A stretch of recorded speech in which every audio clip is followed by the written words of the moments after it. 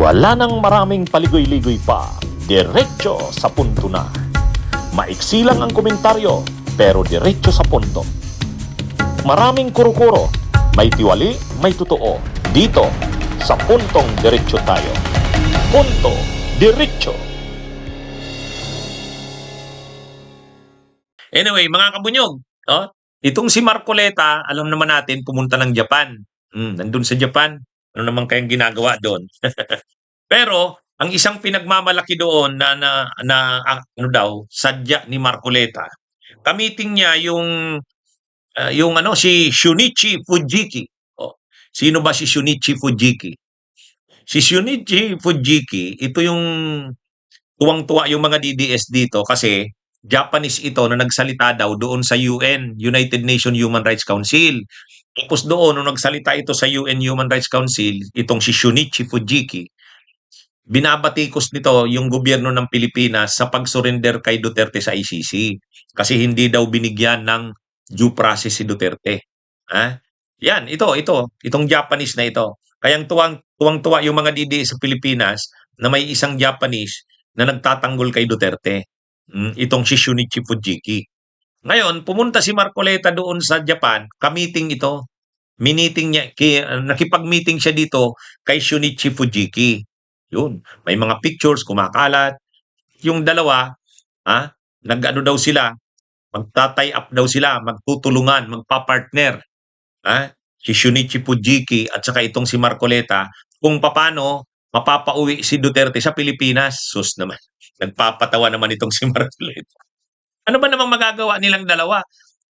Kahit pa siya senador ng Pilipinas, si Marcoleta, kahit pa itong Japanese na itong Fujiki ang apelyido, ano naman magagawa nila? Mapapabalik nila sa Pilipinas si Duterte. Sino sila? Kahit nga presidente ng Pilipinas, hindi mapabalik sa Pilipinas si Duterte. Kahit Korte Suprema, kahit Chief Justice. Bakit? Kasi ang ICC, International Criminal Court, hindi naman yan under ng alinmang bansa. Bakit naman oorderan ng presidente ng Pilipinas ang ICC na pabalikin sa Pilipinas si Duterte? Walang ganong power ang presidente. Kahit ang Korte Suprema. Kaya nga, di ba noon nagpas na ng resolusyon ang Senado ng Pilipinas na pabalikin daw si Duterte sa Pilipinas? May nangyari ba? Wala. O siya pa kaya? Iisa lang siya. At sino naman tong Shunichi Fujiki na to? Sino naman to? Sino naman siya? Kaya nagpapatawa naman tong sila Marcoleta. Alam mo naman may malaki silang magagawa. Magtutulungan daw yung dalawa, magpa-partner, magtatandem para sa kanilang mga efforts na mapabalik si Duterte sa Pilipinas. Nangangarap kayo ng gising. Wala yan. At saka ni-research ko itong si Shunichi Fujiki. Ano pala ito? Far right. Ang ibig sabihin ng far right, rightist. Rightist. Alam nyo nung panahon, ang Japan, nung sinakop tayo, nangibabaw kasi sa Japan noon yung militaristang Japan, yung Japanese militarism. Kumbaga, ang Japan noon, nag-ambisyon sila na dapat ang Asia, kanila. Yun yung tinatawag nating Greater East Asia Co-Prosperity Sphere. Ang problema kasi noon, ang mga bansa sa Asia sakop na ng mga European powers saka Western powers. Halimbawa, ang Laos, Cambodia, Vietnam, tinatawag na Indochina, French ang may sakop niyan.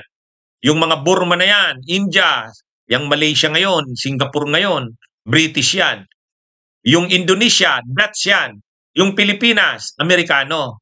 So, ibig sabihin, pinaghati-hatian na ng mga European powers ang Asia. Ang gusto ng Japan, paalisin yung mga European powers, siya ang maghahari sa Asia. Kaya nag-ano siya noon ng Greater East Asia Co-Prosperity Sphere. So ginera ng Japan ang US para maagaw ang Pilipinas. Ginera ng Japan ang French para maagaw ang Indochina, yung Laos, Cambodia, Vietnam.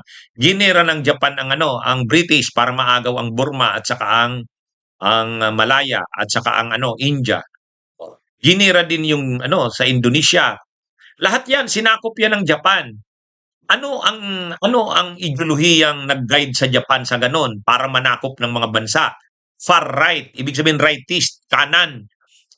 Japanese militarism, yung militaristang Japan. Mapaminsala yan sa Asia at sa mundo, yung ginawa na yan ng Japan. Ngayon, itong si Shunichi Fujiki, tagahanga niyan. So, para sa kanila, wala daw ginawang krimen ang Japan. Hindi daw totoo yung comfort women.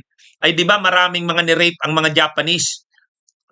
Yung maraming mga babae na ginawang parausan nila, o tawag doon comfort women. Itong sila Shunichi Fujiki, itong grupo nila, mga far rightists ng Japan, hindi nila kinikilala yan. O ngayon, tama yan, nagsama-sama na sila nila Marcoleta kasi pare-pareho sila ng Duterte. Si Shunichi Fujiki, si Duterte, sila Marcoleta, yun, ang mga kaisipan yan. Pare-pareho yan. O, kaya magsama-sama na talaga sila. Tama lang na sila ang magsama-sama. O kaya lang, ang tanong, may mangyari naman kaya sa collaboration, partnership ni Marcoleta sa kanito ni Shunichi Fujiki? Wala yan. Ano naman mangyayari dyan? Ano namang magagawa nila? Sino ba naman yung Fujiki na yan? Sino naman si Marcoleta? Wala yan. Kahit pa nga buong Senado na ng Pilipinas, ilang beses nang nag-pass ng resolution. Hindi magpapaano dala sa mga ganyang pressure ang ICC. Kasi ang ICC, nagdi-decide yan based sa mga ebidensya, based sa mga, ano yan? Ano to? Nagpapatawa itong sila Marcoleta at saka itong Shunichi Fujiki. Pinagmamalaki pa ni Marcoleta yung ginawa niya sa Japan.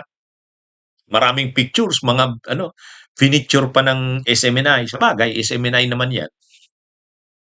Ano namang aasahan mo sa SMNI? Ayan, mga kabunyog, mga kabayan. Okay, mga kabunyog, mga kabayan, magandang araw sa inyo.